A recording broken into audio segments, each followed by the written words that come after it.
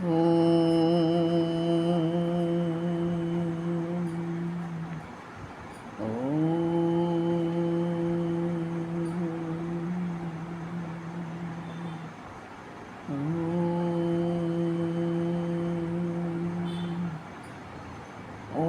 सहनाववतु सहनौ भुनक्तु सह वीर्यं करवावहै तेजस्विनावधीतमस्तु मा विद्विषावहै।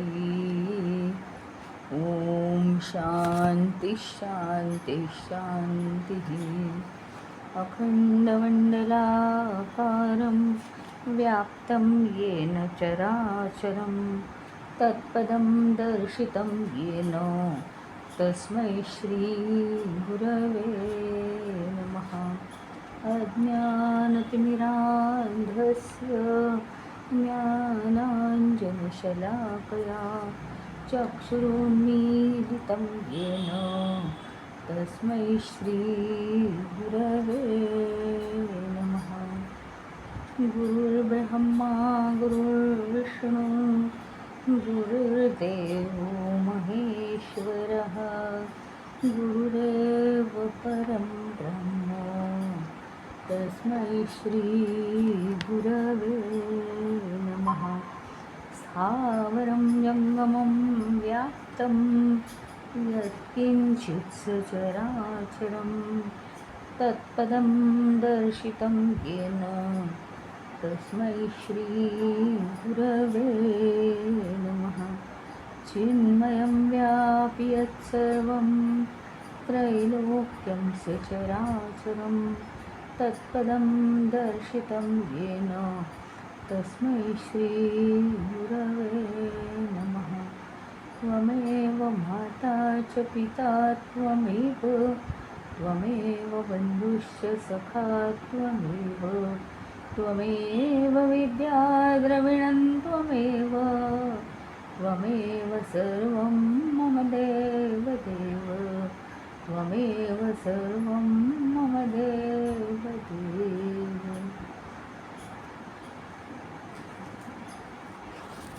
कालच्या भागामध्ये आपण बघितलं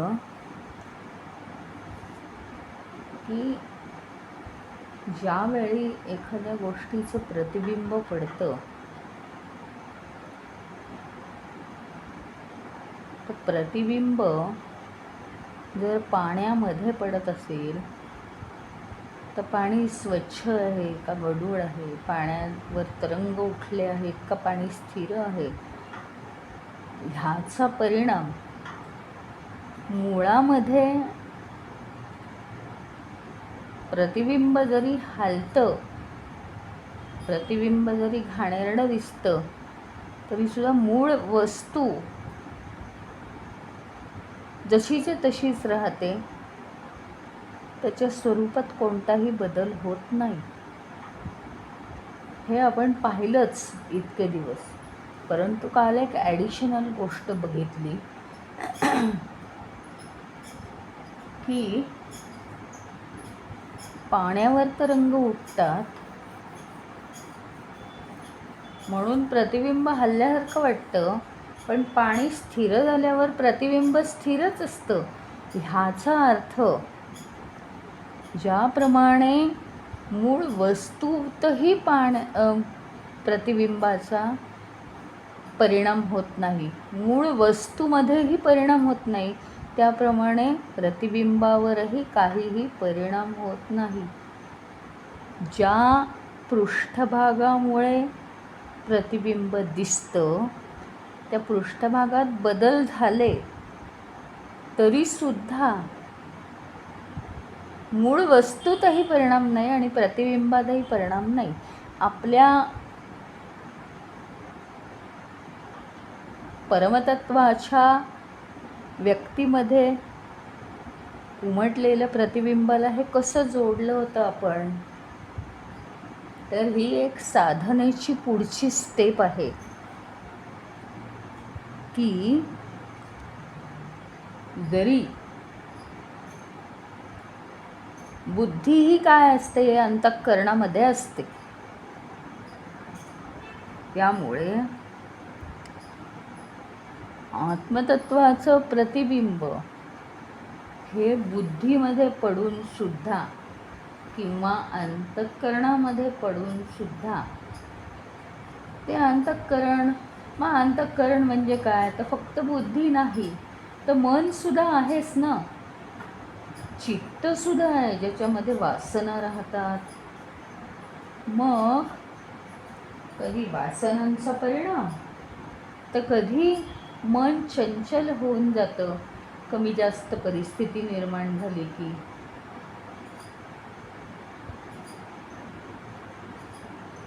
ह्याचा अर्थ प्रतिबिंब पडत असताना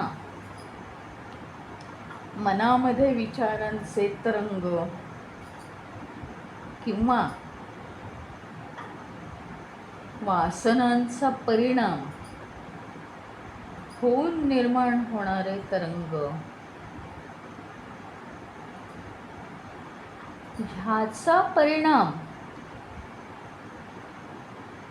मूळ चैतन्यावर सुद्धा होत नाही आणि प्रतिबिंबावरही होत नाही. प्रतिबिंब हे जे बुद्धीत पडलेलं आहे,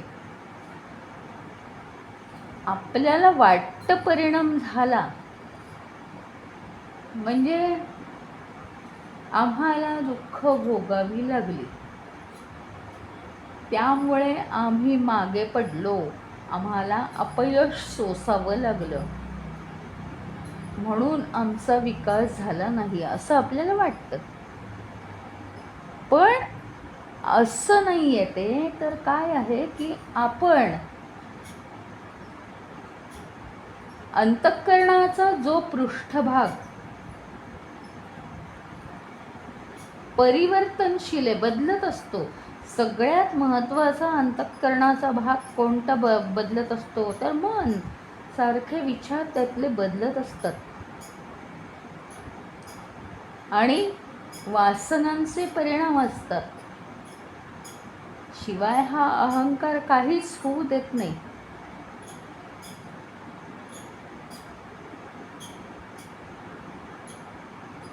बुद्धी मात्र बदलत नाही, हे लक्षात ठेवूया. बुद्धीकडे काय आहे काम? निश्चय करणं, निर्णय घेणं. बुद्धीचा एक निश्चय असतो, तिथे कमी जास्तपणा नसतो.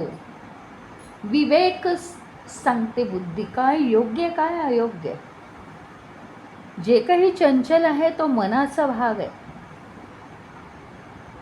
त्याचा परिणाम, मन चंचल आहे ह्याचा परिणाम बुद्धीवर होत असतो. बुद्धीवर परिणाम होतो म्हणजे काय? तर बुद्धीवर परिणाम होतो म्हणजे हे मन बुद्धी चालवूच देत नाही आपल्याला आणि आपण मनाच्याच पातळीवर जास्त धाव घेतो. तर विशेष करून त्यांनी कालच्या ह्याच्यात असं सांगितलं की आजूबाजूची जी सगळी परिस्थिती आहे, परिवर्तनशील बदलणारी परिस्थिती आहे, या बदलणाऱ्या परिस्थितीचा परिणाम त्या चैतन्यावर तर होत नाहीच, हे क्लिअर आहे.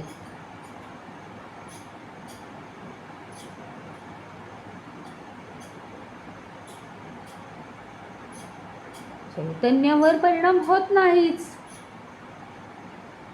ओरिजिनल आहे ते, त्याच्यावर काहीही परिणाम कधीही होत नाही.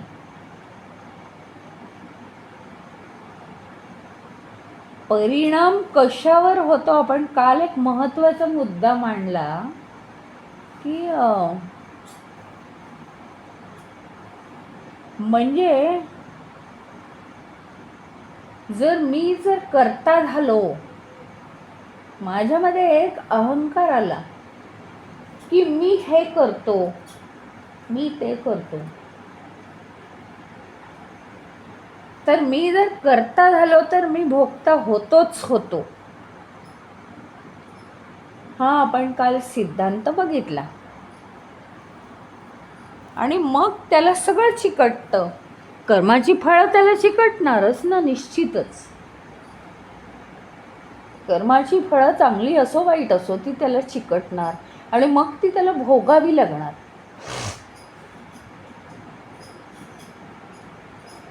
म्हणून करते पण नकोय. म्हणजे जेव्हा हा अहंकार चिकटतो अंतःकरणातला, तो अतिशय वाईट. तेव्हा करता आला आणि भोगताही आला.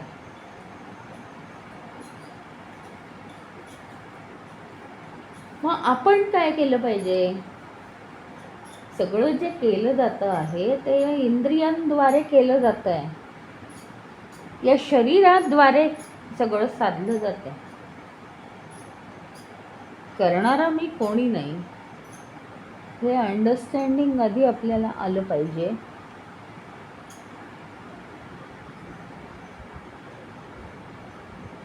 आणि मग महत्वाची गोष्ट सांगितली आहे. आत्मतत्वाचं प्रतिबिंब बुद्धीमध्ये पडतं. आजूबाजूच्या बदलणाऱ्या जगाचा परिणाम आत्मतत्वावर ज्याप्रमाणे पडत नाही त्याप्रमाणे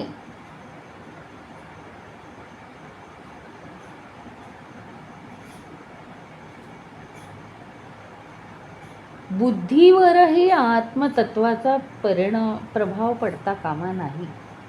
बुद्धीवर म्हणजे प्रतिबिंबावर. आणि तो पडत नाही, पडता कामा नाही म्हणजे तो पडत नाही, पण कल्पनेनी आम्ही तो पडल्यासारखा दाखवतो, भासतो.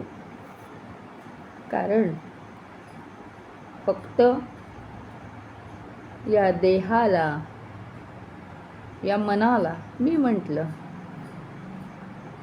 मनाला दुःख झालं की मला दुःख झालं.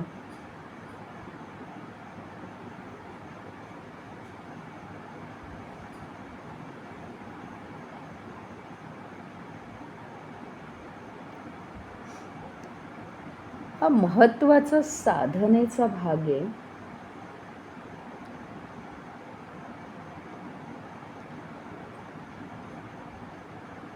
खरं म्हणजे बुद्धी ही पूर्णपणे सायंटिफिक आहे. म्हणजे ती सायंटिफिक काम करते. केवळ आलेल्या गोष्टींवर विवेक करायचा, योग्य अयोग्य गोष्टी सांगायच्या. पण आम्हाला इतके आभास निर्माण झालेले आहेत, आम्हाला खूप आभास निर्माण झालेले आहेत. आणि म्हणून आम्ही म्हणतो कोणाची बुद्धी कमी, कोणाची बुद्धी जास्त, असं काही नाही आहे.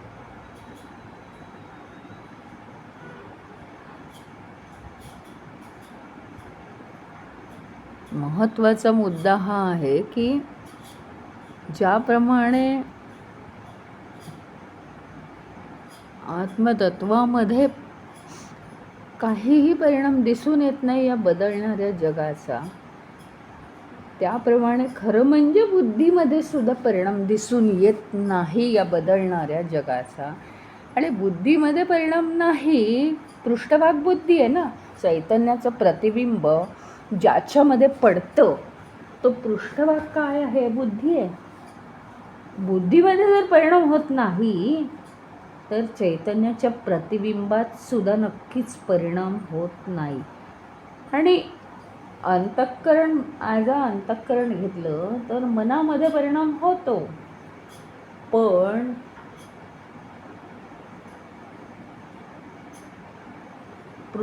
कालच्या सिद्धांतात बघितलं आपण की पृष्ठभागावर, ज्या पृष्ठभागाच्या साह्याने प्रतिबिंब दिसतंय, ते पृष्ठभागावर जरी परिणाम झाला तरी त्याचा परिणाम बिंबावरही होत नाही आणि प्रतिबिंबावरही होत नाही.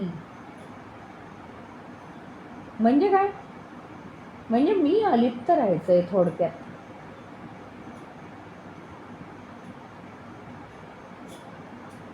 आणि आणखीन एक सांगितलेलं आहे की जे चैतन्याचं प्रतिबिंब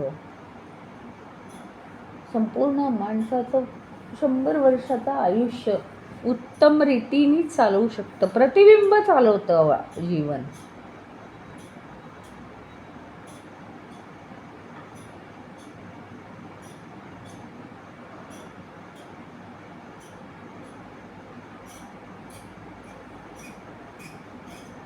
ते प्रतिबिंब किती ताकदवान आहे, त्याच्यावर कसलेही परिणाम होत नाहीत.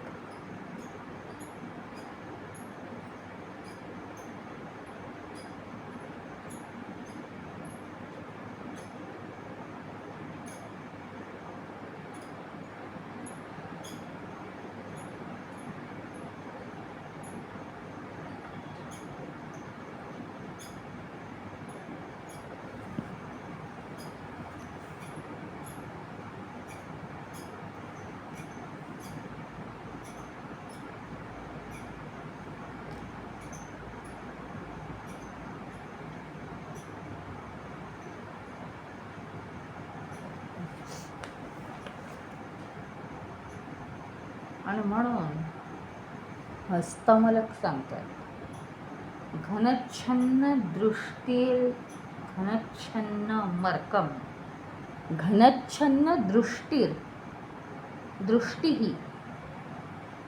घनच्छन्नम अर्कम यथा निष्प्रभम मन्यते चातिमूढः तथा बद्धवत् भाति यो मूढदृष्टे स नित्योपलब्धी स्वरूपोऽहम आत्मा.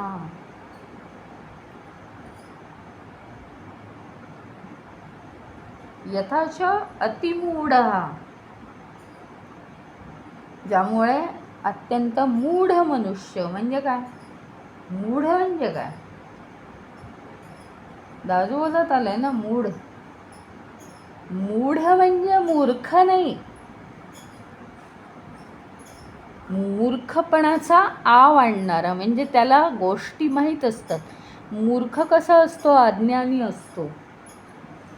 मूढ म्हणजे बुद्धीवर आवरण असतं त्याच्या. मूढ.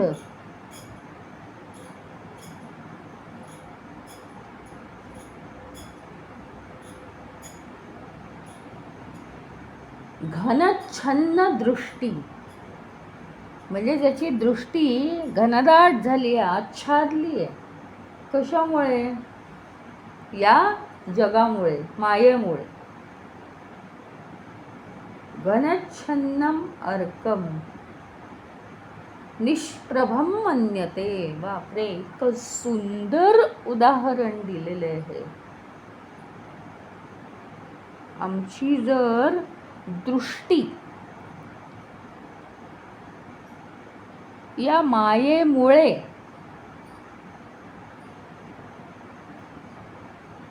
काय झालेली आहे? आच्छादलेली आहे.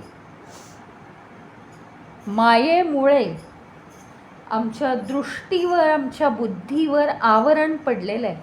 स्पष्ट गोष्टी कळत नाहीत आम्हाला. त्यामुळे झालं काय? घनच्छन्नम अर्कम निष्प्रभम मन्यते. अर्क म्हणजे सूर्य. घनच्छन्नम, तो कशाने झाकलाय सूर्य? ढगांनी झाकलाय ना. पावसाळ्याच्या दिवसात नाही का, ढगांनी झाकलेलं सूर्य. हा ढगांनी झाकलेला सूर्य जरी इतका तेजस्वी असला तरी सुद्धा प्रकाशहीन दिसतो, प्रकाशहीन मानला जातो. खरं म्हणजे सूर्य आहे आकाशात, मग ढगांनी तो लपला जाओ किंवा आणखीन काही हो, परंतु दिवस असतोच की नाही, म्हणजे सूर्याचा प्रभाव आहे, पण तरी सुद्धा ज्यामुळे पावसाळी वातावरणाचा परिणाम म्हणून ढग आल्यानंतर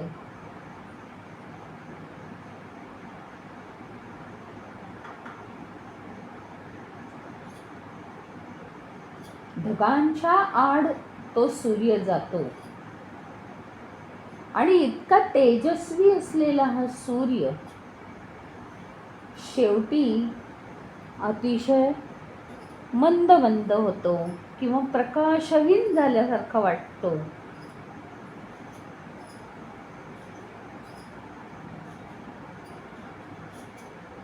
त्याच्याप्रमाणे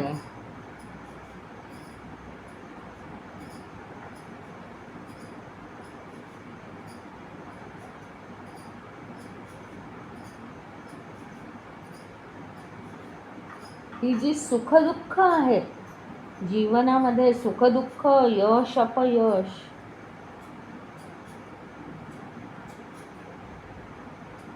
यामुळे आपल्यातलं जे चैतन्य आहे, इतकं चैतन्याचं प्रतिबिंब, इतकं जबरदस्त त्याचा प्रभाव आपल्यावर आहे चैतन्याचा. पण केवळ मायेचा प्रभाव, मायेमुळे आपली दृष्टी ही काय होऊन जाते, मंद होऊन जाते.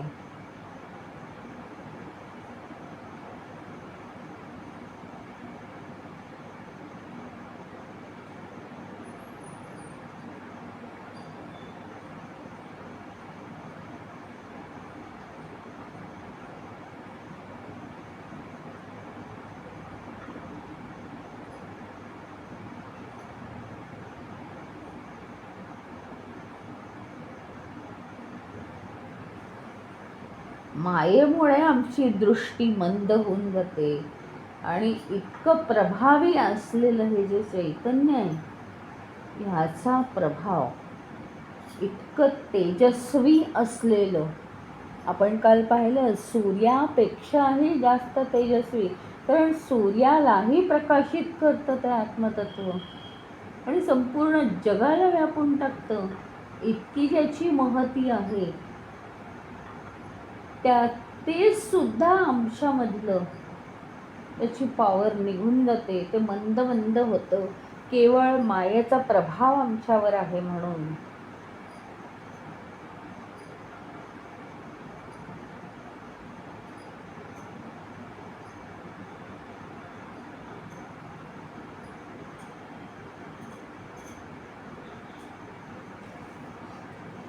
आता त्याच्याही पुढची गोष्ट सांगितली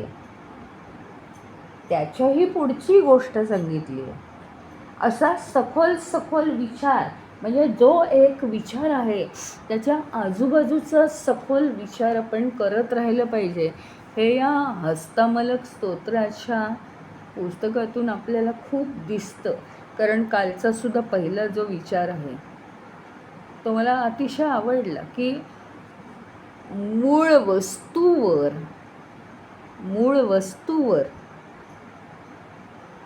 ज्या पृष्ठभागावर प्रतिबिंब पडतं त्या पृष्ठभागाचा परिणाम मूळ वस्तूवर तर काही होतच नाही, पण प्रतिबिंबावरही तो झालेला नसतो, पण तो आम्हाला भासतो. हे कसं याचा अभ्यास करायला पाहिजे, हे जशी काल एक सूक्ष्म गोष्ट सांगितली त्याप्रमाणे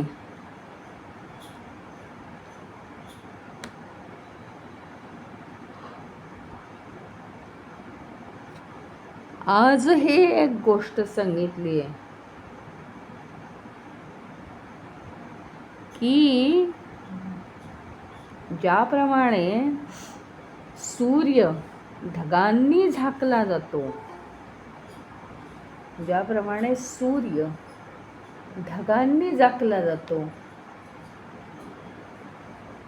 आणि सूर्य ही इतकी तेजस्वी वस्तू आहे, ती सुद्धा मंद मंद भासते आपल्याला, कारण काळ्या ढगांचा प्रभाव त्याच्यावर. त्याप्रमाणे मायेचा आपल्यावर इतका जबरदस्त प्रभाव आहे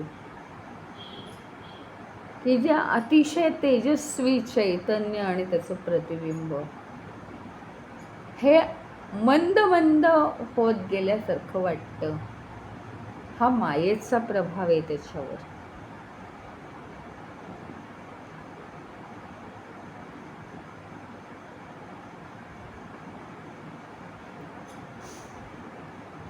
तर मी सांगत होते, हा झाला मूळ सिद्धांत. त्याच्यामध्ये सूक्ष्म गोष्ट काय सांगितली आहे हे शंकराचार्यांचं वैशिष्ट्य आहे. नुसतं एक ढोबळमानाने चर्चा करून ते सोडून देत नाहीत. आणि सगळे विषय आपल्याला जसे सरळ सरळ भासतात तसे ते नसतात, कारण ते भासतात, समजलेले नसतातच. ते इथे आपल्याला जाणवेल प्रकर्षाने.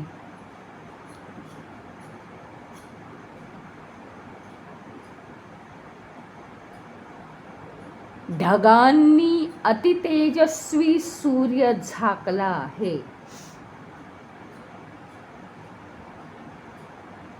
असं लोक म्हणतात, पण तो एक भास आहे. त्याचं कारण सूर्य झाकला म्हणजे रात्र झाली असं होत नाही.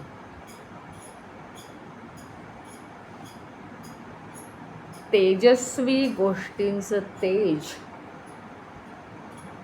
हा पुढचा अभ्यास आहे.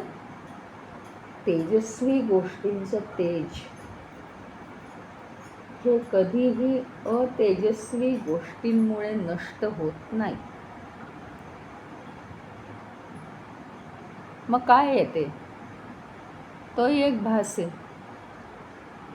सगळा भास. मग खरं काय? खरं काहीच नाही.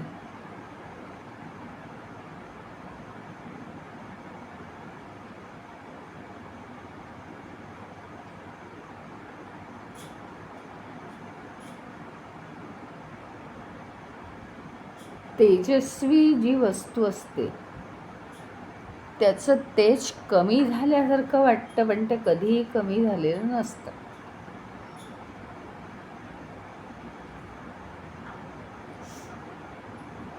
त्याप्रमाणे या मायेचा प्रभाव, हे दुसरं स्टेटमेंट आहे आता. या मायेचा प्रभाव आपल्यावर पडल्यामुळे चैतन्याचं प्रतिबिंब डल झाल्यासारखं वाटतं. तोही भास आहे.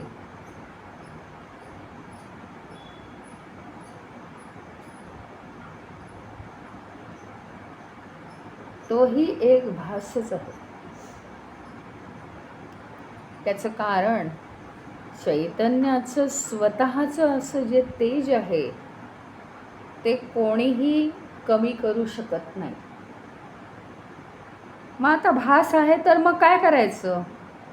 तरीही आम्ही तेजस्वी नाही आहोत हे आम्ही अनुभवतो आहोत. मग काय करायचं? मग हेच करायचं की त्याचा अभ्यास केला पाहिजे.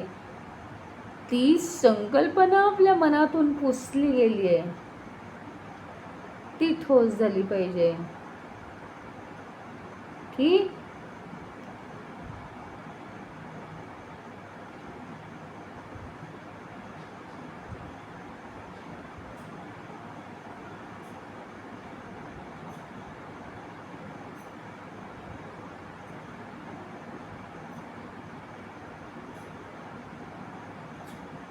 मनाला भासच होतात नेहमी, खरं काहीच नसतं. चैतन्य कधीही त्याचं तेज कमी होऊ शकत नाही. आणि सगळे जे मनुष्य आहेत ते चैतन्य स्वरूपातच आहेत.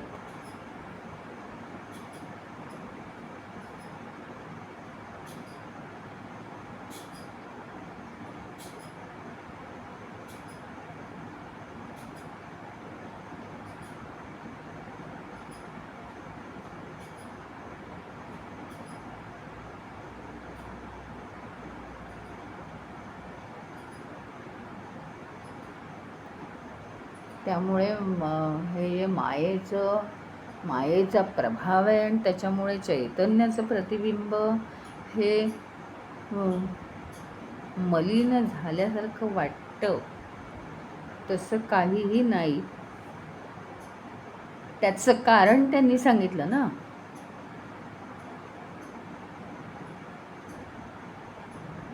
त्याची सूक्ष्मता काय आहे की जे अतिशय तेजस्वी असतं त्याचं तेज कशानेही कमी होत नाही, ते कमी झाल्यासारखं भासतं. ह्याचं कारण आहे, याचं कारण एक काय आहे, बघण्याची दृष्टी. हा जो मानव आहे त्याला 2 प्रकारचं शरीर आहे, सूक्ष्म आणि स्थूल. तो 2 प्रकारच्या गोष्टींनी बनलेला आहे, जड आणि चेतन. आणि त्यामुळे मानवाचं कन्फ्युजन झालं आहे. आणि म्हणून कन्फ्युजन झालं म्हणून फक्त हा सगळा भास त्याला निर्माण होतो.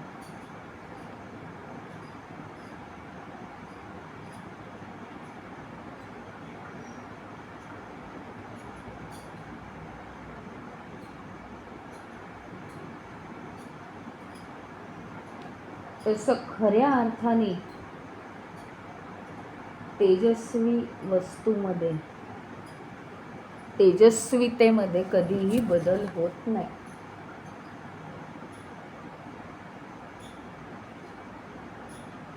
नुसतं ते दृष्टीआड होतं, नुसतं दृष्टीआड होतं, म्हणजे काही मंद होत नाही, ते त्याचं तेज जात नाही. दृष्टीआड आभाळ आले तेणे जन नयन आच्छादिले, उलटच झालं. म्हणजे आभाळ आलं, सूर्याच्या आड आभाळ आलं, लोक म्हणायला लागले काय बाई सूर्याचं तेजच गेलं.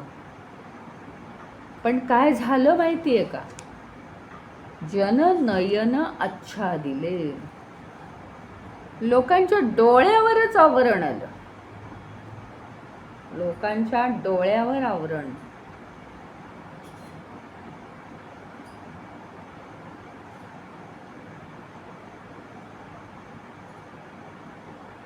डोळ्यावर आवरण आल्यामुळे बघणारा जो आहे त्याला ती वस्तू अशी दिसते आहे की सूर्याचं तेज गेलं. सूर्य आहे तिथे आहे, त्याचं तेज आहे तिथे आहे, ते कशाने जात नसतं. पण बघणारा म्हणतोय की सूर्याचं तेज कमी झालं, तो ढगाळ झाकला गेला. सूर्य झाकला गेला ते गेला, पण तुमची का दृष्टी झाकली जाते मायेमुळे.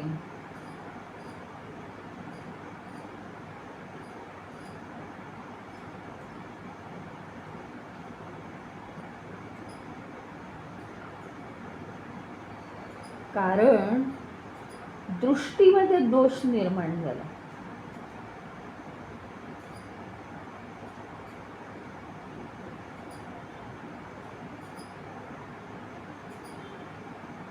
लोकांच्या दृष्टीमध्ये दोष निर्माण झाला आणि म्हणून ते तसं दिसायला लागलं. लोकांच्या डोळ्यांमध्ये आवरण तयार झालं. जने विपरीत भाविले म्हणती आच्छादले रविबिंब. सूर्याचं हे जे बिंब आहे ते ढगांनी आच्छादून टाकलंय असं म्हणतात. पण प्रत्यक्षात काय झालं, लोकांची जी दृष्टी आहे बघण्याची तीच आच्छादली गेली आहे.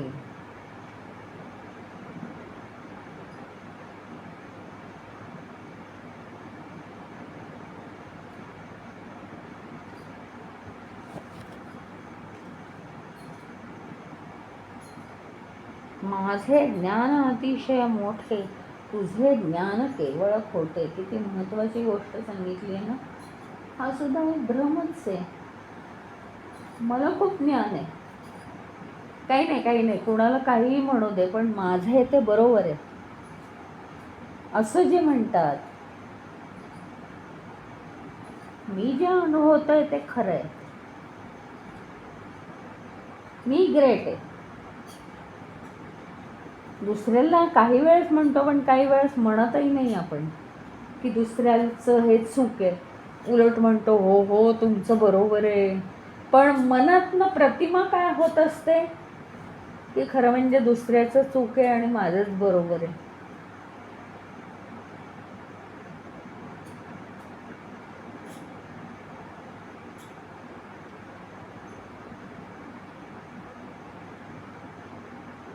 इतकं बोलूनही माझं आणि दुसऱ्याचं ही प्रतिमा मनामध्ये तयार होते. म्हणजे इथे माझं आणि दुसऱ्याचं एवढंच नाही आहे, तर मी आणि दुसरा, मी वेगळं, सूर्य वेगळा, मी वेगळं, त्याचं प्रतिबिंब वेगळं.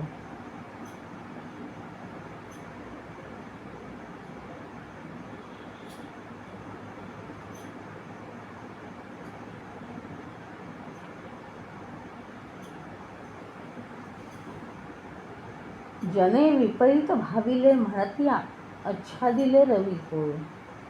येथे ज्ञानगर्वे हाटे तटे उकले मोठे मोठे तपस्वी.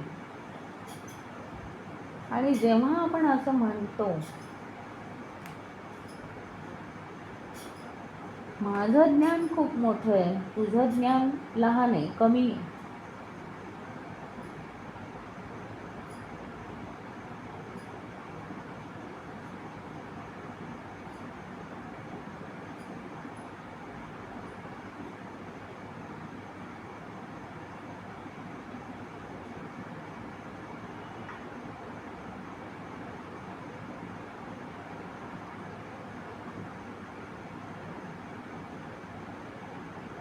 माझं ज्ञान मोठं तुझं ज्ञान लहान, तेव्हा तिथे द्वंद्व निर्माण होतं.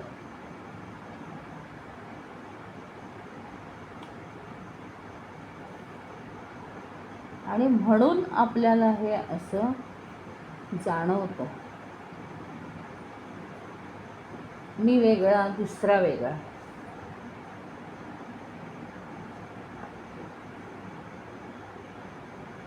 म्हणजे आजच्या लेसनमध्ये सूक्ष्म भाव काय आहे, तर हे बरोबर आहे, ढगाळ सूर्य गेला,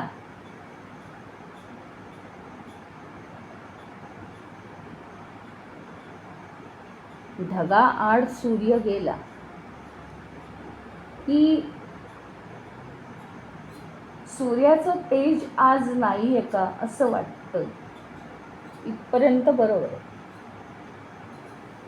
पण सूर्याचं तेज हे जाण्यासाठी नसतंच कधी. स्वयं तेजस्वी असं तारा येतं. मग काय गफलत आहे, तर मानवाच्या दृष्टीत गफलत आहे. मानवाच्या दृष्टीला वाटतं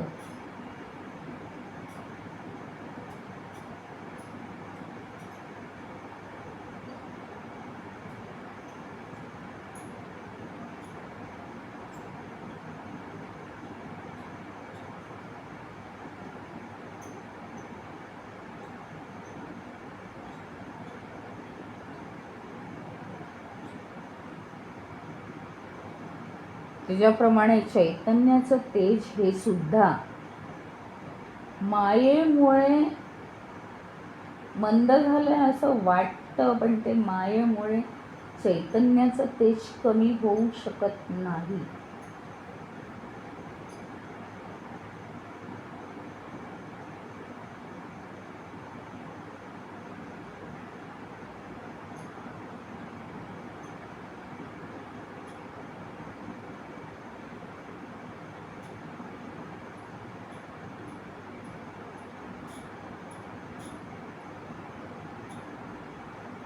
तर बघणाऱ्याच्या दृष्टीचं तेज कमी होतं. दृष्टीवर मायेचा आभास निर्माण होतो.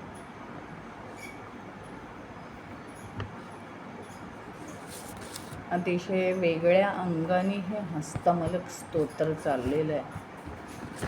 आणि ह्यातले जे सिद्धांत आहेत म्हणजे ते एकदम वेगळ्या प्रकारे त्या ज्ञानाच्या अतिशय जवळ नेता आहेत आपल्याला.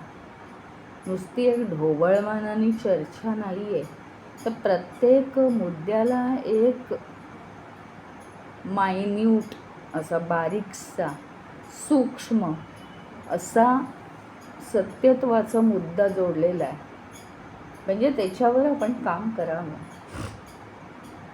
प्रत्येक वेळी हा विचार जरी मनात आला की मी चैतन्य आहे आणि चैतन्याचं तेज कशानेच झाकलं जाऊ शकत नाही. मला जे वाटतं की मला दुःख आहे, मला अडचण आहे, तर तो माझा भास आहे, कारण मी चैतन्य आहे. त्याचं तेज कशानेही कमी होऊ शकत नाही. ह्याचा उपयोग जी माझी अडचण आहे, जो माझा प्रॉब्लेम आहे, तो सोडवायला सुद्धा याचा उपयोग होऊ शकतो. कारण चैतन्य हे ग्रेट, म्हणजे त्याच्यावर परिणाम होत नाही कसलाच, आणि ते चैतन्य मी आहे. हा एक मुद्दा आहे. दुसरा मुद्दा हा आहे की दुःख कधी चिकटतच नाही मग आपल्याला.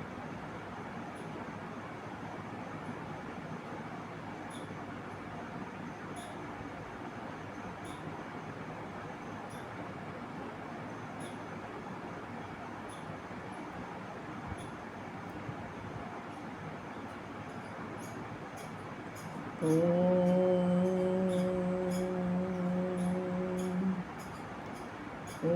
पूर्णमद पूर्णमिदं पूर्णात् पूर्णमुदच्यते पूर्णस्य पूर्णमादाय पूर्णमेवावशिष्यते. ओम शांति शांति शांति. हरि ओम. श्री गुरुभ्यो नमः. हरि ओम.